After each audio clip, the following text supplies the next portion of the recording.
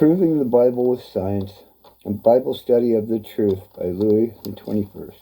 The Rosetta Stone, the Arch of the Covenants. Page 23, Genesis 1:29. Or 128c, actually. Leave off on 128c, the Blessing Covenant.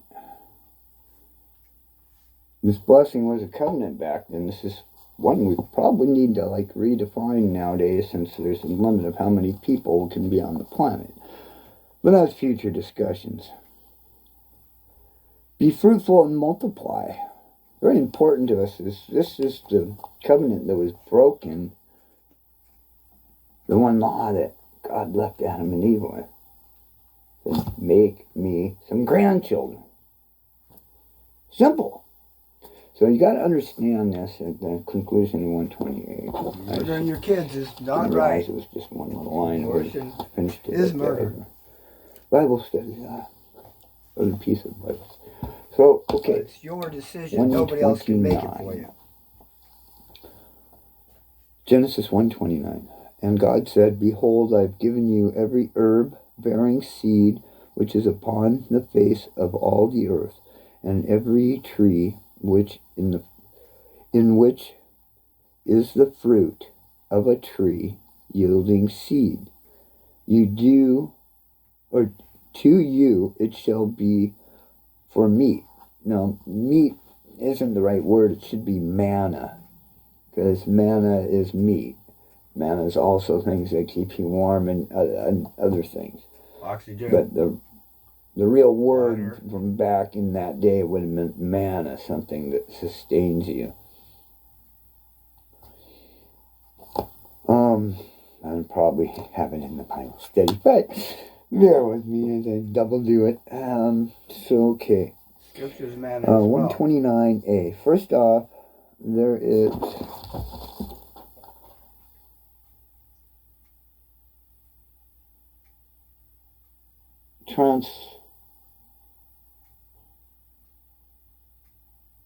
translation error in the verse in which they translated to meat or food. The actual word is supposed to be manna. Definition: manna is food, bread, or land. Not land, but earth. Land being dead dirt, but earth being the living earth.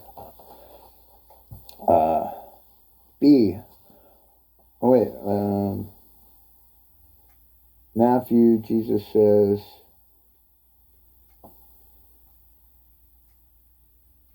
here it is, one flesh, written as God. What is one flesh?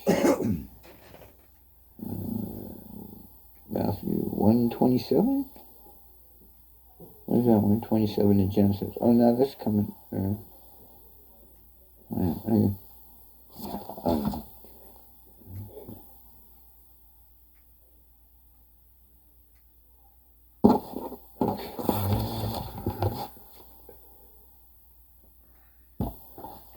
Alright, so we go. Maybe I'll just restart this. Yeah. Alright, 129b. All herbs and plant-bearing seeds were given to all humankind, mankind, animals, everything for manna, food to eat, as well as fruit with seed. Remember, this is coming up where the fruit with seed, to plant the tree of right and wrong, when God said make a baby. Eating the seed is what's coming up in the next future, so pay attention. You know what comes up now is the seed, right? One subcategory, this is important, as seeds are not sterile, and still seed is blasphemous and not natural and breaks this covenant as well. 2, science provided in the 90s proves that our bodies have an endocannabinoid system that allows the brains to talk to each and every one of our cells in our body to identify the bad or abnormal cells that were identified as diabetes and or possibly cancer, leukemia, or any cells that are abnormal that shouldn't reproduce and therefore keep us healthy when something happens to our cells. So, subcategory 8, it has been proved that eating one silver dollar-sized leaf per day of herb prevents diabetes. The only accurate study ever done in the world, as far as I know, still to this day, but this was probably, 8 years ago that I got my information. Maybe 10. So, subcategory, then we go back to 3. Still to this day, we eat seeds for our main food that does not involve breaking a commandment. Do not kill. We call them flour, rice, pasta, bread, nuts, peanut butter, hummus, all kinds of different things. But they come from, the bread of God, of Christ. When God break the bread, it comes from the earth. It's a sustainable future. So that's what the bread breaking is about. Sustainability takes people to work together to make bread. But they get that twisted because you all come together and one person has this, man. So anyway, that's a whole nother bunch. Anyway,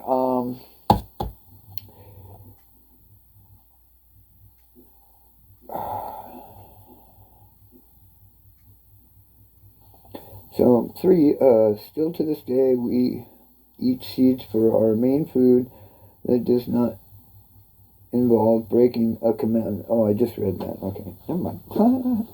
So C, as God is giving all mankind seeds that were part of the covenant that he blessed us with, to sustain the future, not be sterile, as God saw the plants grow and saw that it was good. The plants that beget plants is God's natural order. Just like humans beget humans, like God begot us, and then we begot, and here we are now. Pretty simple.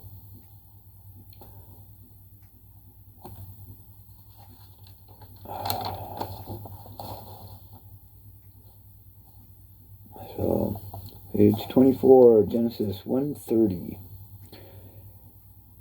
And to every beast of the earth, and to every fowl of the air, and to everything that creepeth upon the earth, wherein there is life, I have given every green herb for meat. Again, manna. And it was so. I guess I jumped the gun mentioning that last one. Anyway, defines and clarifies the definition of you in Genesis 1:29, last verse, as everything that has the breath of life in it. So animals are included, birds are included, even fish and mammals and whales. Extinction level events are bad. Manna also means nourishment. Subcategory 1 underneath A, so as to mention of manna food for the sea creatures, and science proves creatures in the sea include mammals. They all breathe air, and every air breather was created as a herbivore. Every green plant for manna food. And as science proves, even plants, and as science proves, even plants, humans can not eat, have good medicinal uses and misuses. And histamine, stimulants, depressants that can be used or abused, even changed into drugs, purified into a pure form that can be addicting. They're all addicting. D. There's no difference, really. This explains that God gave every air-breathing creature both seed for manna, food, or manna medicinal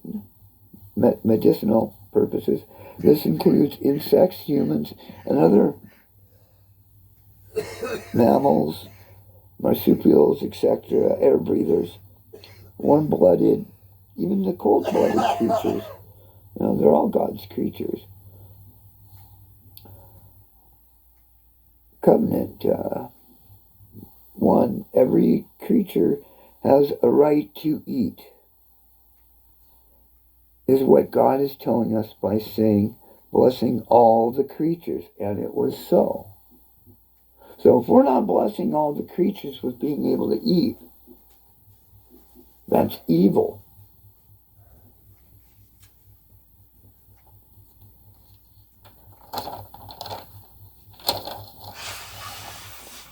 So Genesis, page 25, Genesis 1:31 continued.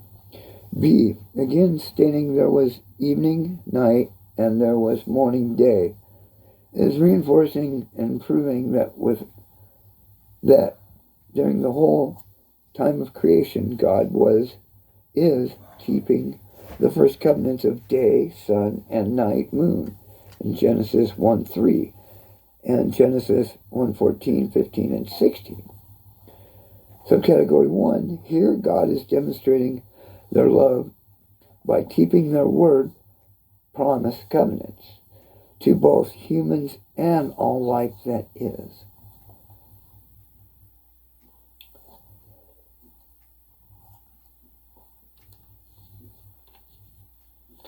So,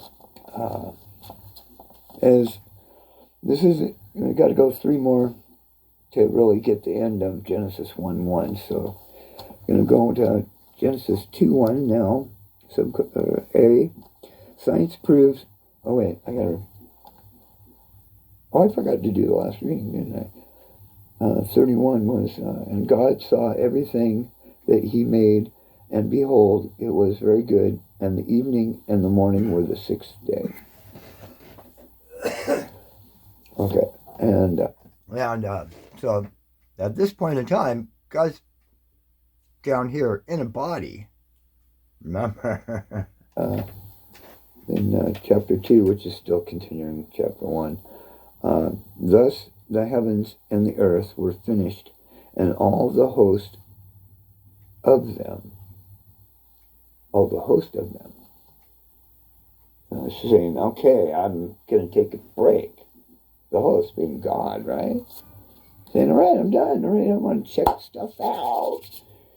And I'm probably going ahead on myself again here. So, I'm sorry. Get a little excited sometimes. So Genesis 2:1a. Science proves that there are many heavens. In space, we call them galaxies and solar systems. B, supported by Genesis 1, how the stars and planets spin around to track time and the seasons, and the heavenly bodies like Earth and the moon spin around the sun. C, now this chapter goes back in time and begins as a first-person description signifying God is in a body as a miracle created differently than any of the other God's creatures, or maybe this exactly the same, He used a womb of a different creature. That's all, we do that. So way, science proves. Cloning. Gene splicing with mosquitoes. Suggesting instant manifestation, like snapping your fingers, pow. 1. Science has never proved with any accuracy, with any 100% accuracy, mankind evolved like other creatures. A. Many fakes and cartoon pictures have, pranked our school system about, a cartoon between an ape and a man. I mean, there's no foundation for that in any way, shape, or form.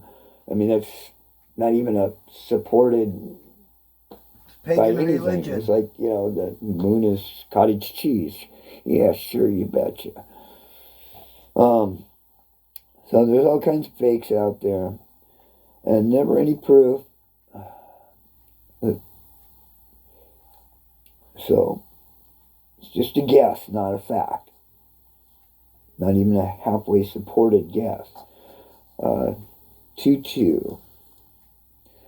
And on the seventh day, God ended his work which he had made, and he tested on the seventh, or he rested on the seventh day from all his work which he had made. So, 2:2a. So after God created everything, they took a day off. 1, they just created life, and in Genesis 1,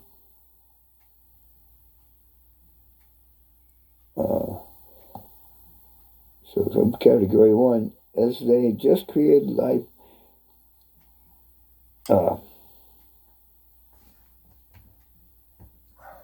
it states.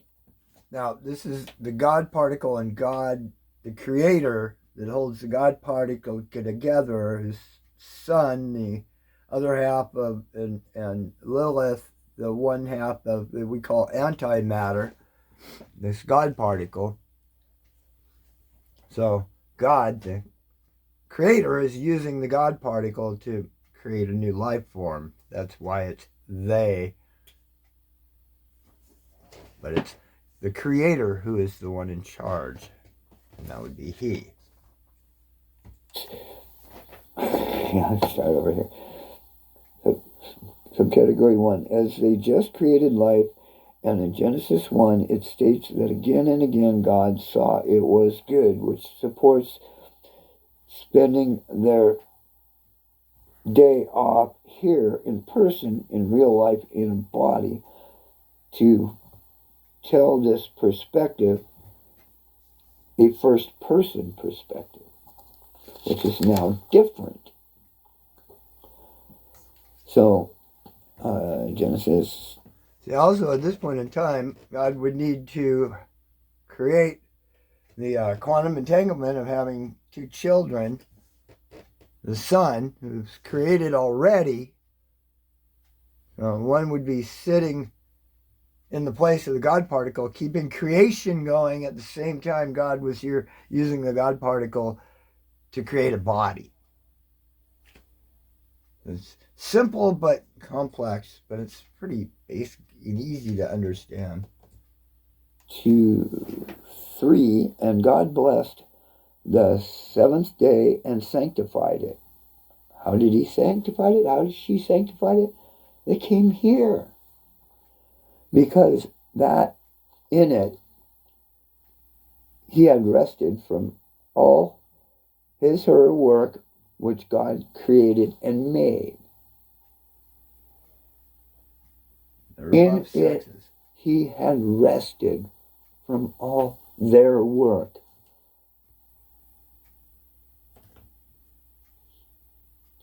So, right here, this solidifies that God came here, both male and female, XXYY, scientifically proven,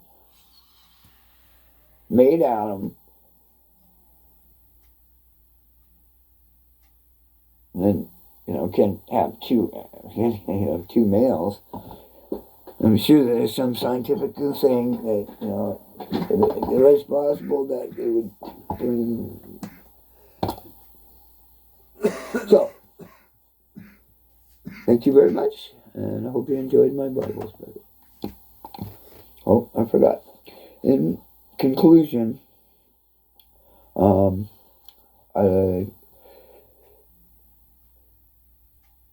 we see God's glory defined as life. the cornerstone of all God's creations, or blueprint of the pattern of life of bodies, like the human body, animal bodies, God's greatest creation. Any and all scriptures will sit upon these truths or be disproved as God's word. This is foundation. Tells us God's not affected by man's sexual hang-ups and has different ethics than all sons and daughters of Adam, as God was male and female in one flesh, didn't have these lusts that we have. As in 1 Corinthians 6, Matthew 21, marriage and God is one flesh.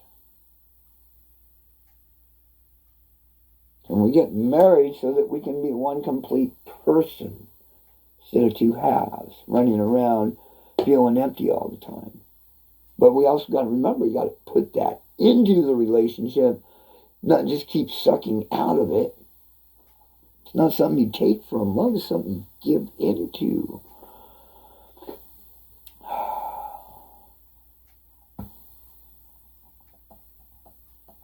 As in 1 Corinthians 6 and in also when wickedness is mentioned in Scripture, it is not for one sinner to point a finger at a less fortunate person's sin, but to look into the mirror as if to see into their own eyes and reflect their own sins that are or not listed before them as they're supposed to add whatever sin you see in your own reflection. This is a self-reflective moment. This isn't a moment of throwing rocks at somebody else. God's not about rocks. This is about forgiveness, not being evil.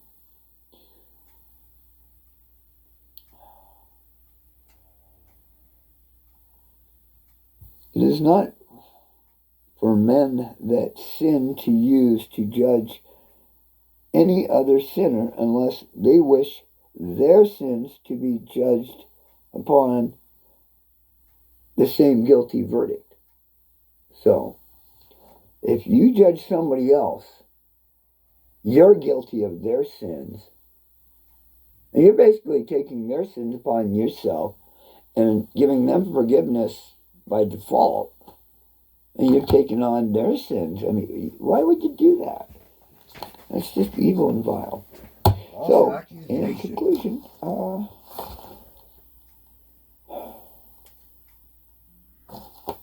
hope you enjoyed this.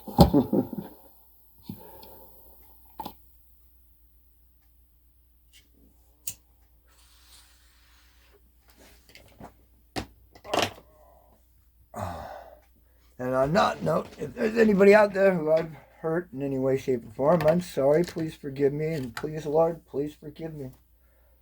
So that maybe I can forgive other people. Love you all. I hope you enjoyed my first Bible study. I know it's pretty lame, but there's only one verse.